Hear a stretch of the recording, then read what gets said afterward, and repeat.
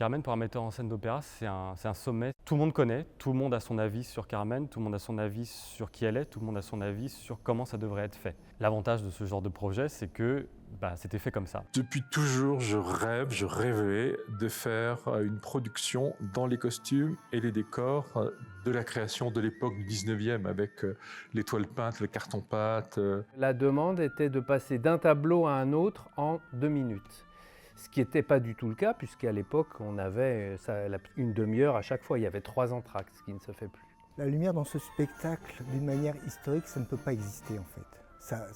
Alors, le principe, le concept, ce qu'on reçoit de la lumière historique n'est plus du tout ce qu'on recevait à l'époque, je pense. Alors pourquoi le Palazzetto Bruzane s'intéresse à Carmen?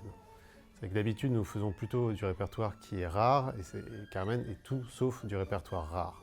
Pour nous, s'intéresser à Carmen nous permettait de mettre en œuvre ces recherches un peu fondamentales sur des documents d'archives et de les apporter sur la scène pour voir aussi si le public d'aujourd'hui pouvait trouver un intérêt à voir un spectacle tel qu'il était visuellement disponible au moment de sa création à la fin du XIXe siècle ou au milieu du XIXe siècle.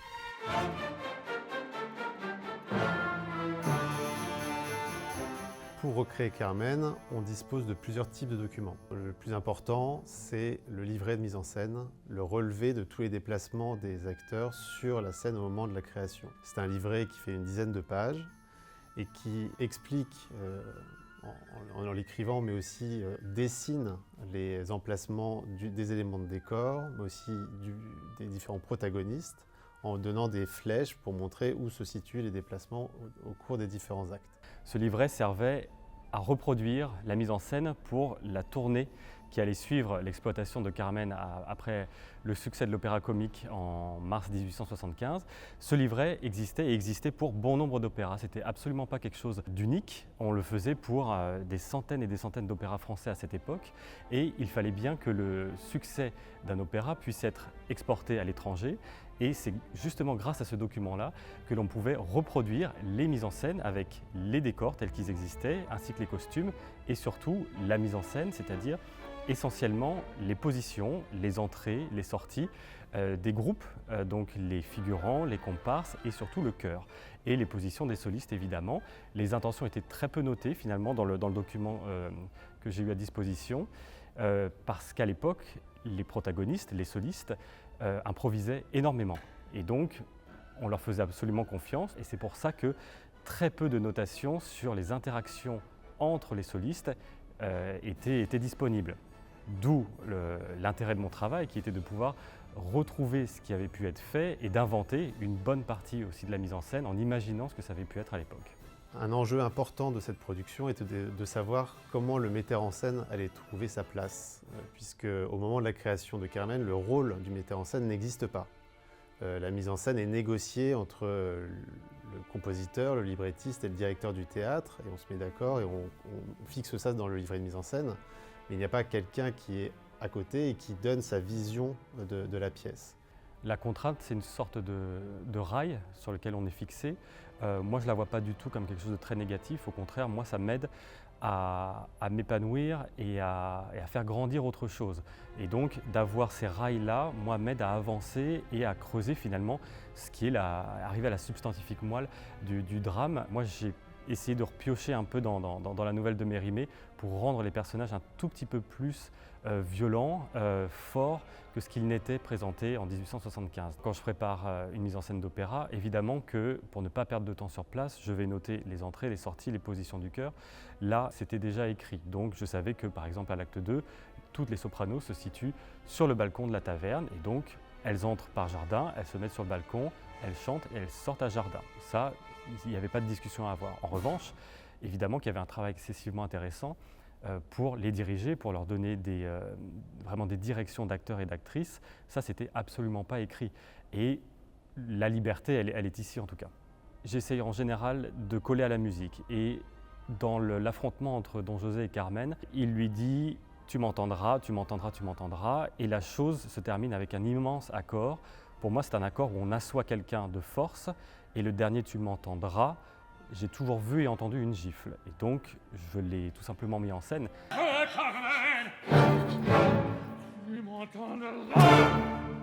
Suit à ça en fait un immense silence qui est très théâtral. Je ne sais pas si c'était fait comme ça à l'époque, s'il y avait eu cette gifle, mais cette gifle-là pour moi elle est musicale. Et ce qui suit est tout simplement la première phrase de la fleur que tu m'avais jetée, qui ne commence pas avec le thème de la fleur que tu m'avais jetée, mais avec le thème de la mort et du destin. C'est ça qui est très intéressant, c'est de faire du coup le lien, c'est un peu poussé, mais le lien entre la claque qui va de toute façon amener vers une mort certaine à l'acte 4 de Carmen, qui est le début de la violence, le premier geste violent finalement de Don José, il est ici, puisqu'il se lie directement en musique avec le thème de la mort qui arrive juste après. Donc ça c'est fascinant. Ce premier document devait être complété évidemment par d'autres types de sources qui sont des sources plus visuelles qui permettaient de voir à quoi ressemblaient les décors et les costumes. On les trouve dans les fonds des éditeurs de la partition chez Choudens qui au moment de la création a publié des estampes qui représentaient une scène de chacun des actes. Donc on a des scènes colorisées de l'acte 1, 2, 3 et 4. Et ces gravures en couleur permettent aux décorateurs aujourd'hui de savoir exactement à quoi ressemblait la scène. Et donc ce sont des décors peints qu'il fallait réaliser de nouveau. Le décor de Carmen était particulièrement intéressant pour moi parce qu'on se retrouve dans la configuration du 19e siècle où on faisait des tableaux. Un tableau, c'est vraiment un décor qui est un monde en soi. Et il y en a 4, ce qui est assez compliqué puisque on passe, et je crois que c'était le principe de l'époque, c'est l'émerveillement pour le public, l'exotisme. On passe de la place de Séville à l'intérieur d'une taverne. Et puis ensuite, les montagnes nous emmènent aux arènes. Ce principe où il y a au moins 6 ou 7 plans de profondeur dans lequel un grand nombre de choristes et de chanteurs vont se promener. Donc il a fallu inventer une machinerie qui représente l'ancien. Par exemple, on a dû recréer une pente, puisque tous les théâtres du 19e siècle avaient une pente pour accélérer la perspective, puisque c'était une boîte d'optique. Et parallèlement, il a fallu remplacer tous ces systèmes qui sont vraiment adaptés pour avoir tous ces châssis, puisqu'en fait c'est de la toile peinte. On peut aussi exploiter des archives de l'opéra comique, même si ce théâtre a brûlé et beaucoup de choses ont disparu avec cet incendie, mais on conserve des documents qui permettent de savoir comment s'est déroulée la première soirée de Carmen, notamment le temps qu'il y avait entre chaque acte. Il faut savoir qu'entre chaque acte, le soir de la première, on faisait un entracte qui allait entre 30 et 45 minutes, qui permettait de changer intégralement le décor sur scène. La demande était de passer d'un tableau à un autre en 2 minutes. Ce qui n'était pas du tout le cas, puisqu'à l'époque, on avait une demi-heure à chaque fois. Il y avait 3 entractes, ce qui ne se fait plus. Ce qui m'a amené à penser une machinerie qui est finalement ma vraie création. Mais on avait des gravures de presse, donc ça m'a permis de m'inspirer de ces gravures qui étaient colorisées pour restituer l'espace. Et on avait ces plans au sol des régisseurs qui nous permettaient de donner la réalité de la configuration. Donc ça, c'était le point de départ auquel je me suis tenu.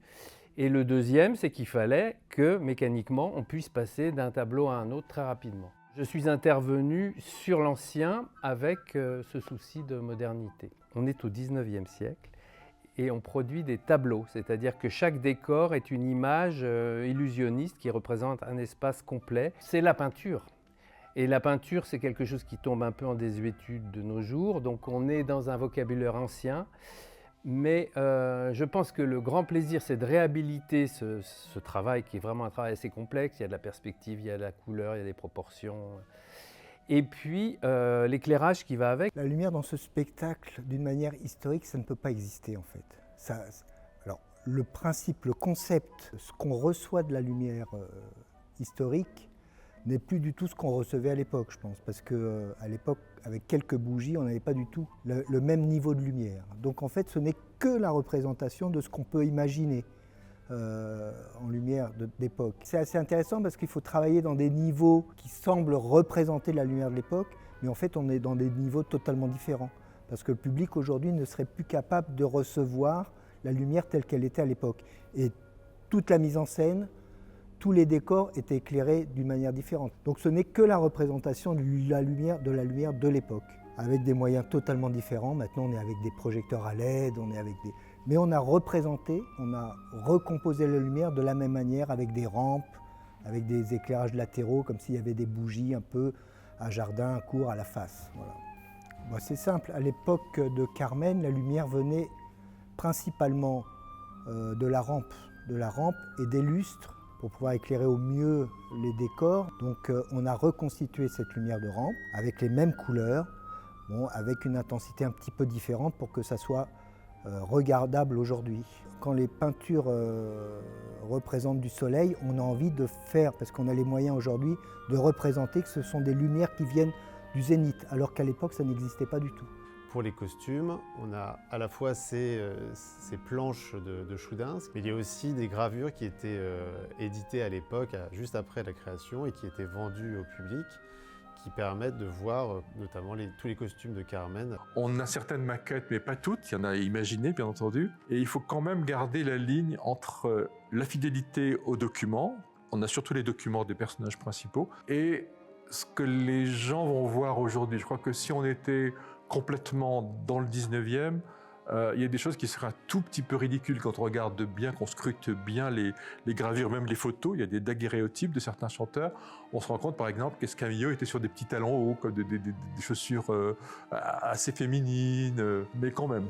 Vraiment, je crois qu'en dépit des tissus qui n'existent plus, parce qu'on n'a plus du tout les mêmes matières, que les chanteurs n'ont plus les mêmes silhouettes, j'ai quand même essayé d'être au poil près dans la couleur, dans l'ornement. On a trouvé des dentelles, on a fait refaire des dentelles d'après des documents de l'époque. Il y a 4 tableaux. Le premier, Séville, la place, Grand Soleil. Le deuxième, l'auberge, la nuit tombante, en intérieur, donc on a le contraste. Puis l'entracte. La montagne, qui est donc une scène nocturne avec un lever de soleil à la fin. Et enfin, grand jour, la place de Taureau, avec son rideau d'ouverture et de fermeture, et la liesse du public. Les recherches sur Carmen avaient été déjà bien balisées, donc on savait où on allait, on avait des textes de chercheurs qui nous permettaient de savoir ce qu'on allait trouver. Néanmoins, on a toujours des surprises quand on essaye de confronter ces recherches et ces documents avec la réalité d'une mise en scène aujourd'hui. Et l'un des défis aussi qui était posé à cette production particulière, c'était de faire correspondre un livret de mise en scène qui avait été écrit pour une version opéra comique, chantée et parlée, avec la version qui avait été choisie pour ici, qui était une version avec récitatif. La scène où j'ai pris le plus de plaisir, je pense que c'est les scènes Don José Carmen. Cette rencontre vraiment de 2 personnages qui sont foncièrement violents et un peu manipulateurs. Carmen, évidemment, on la présente toujours comme cette femme très libre. Elle manipule aussi beaucoup les gens, c'est-à-dire que le personnage d'Escamillo, c'est un picador qu'elle séduit, tout simplement parce qu'elle a besoin d'une paire de bras pour transporter des choses dans la montagne. Donc elle sait aussi se servir de ses charmes. Don José, lui, il tue le mari de Carmen. On oublie que Carmen est mariée chez Mérimée. Et il tue aussi un des lieutenants dont il est sous la responsabilité. Donc ces 2 personnages qui restent des personnages violents, c'est ça que j'ai essayé un tout petit peu quand même de développer là dans cette mise en scène, dans la scène de l'acte 2 et évidemment dans le final de l'acte 4. Moi, ce qui m'a vraiment intéressé, c'est d'être nourri de documents historiques et de me l'approprier. Puisque ce qui était très bien, c'est qu'il y avait quand même un fossé entre les documents qu'on me donnait et ce que je pouvais faire. Donc du coup, j'ai pu amener mon univers tout en me transposant au 19e siècle. Et ça, c'est vrai que c'est un voyage, quoi.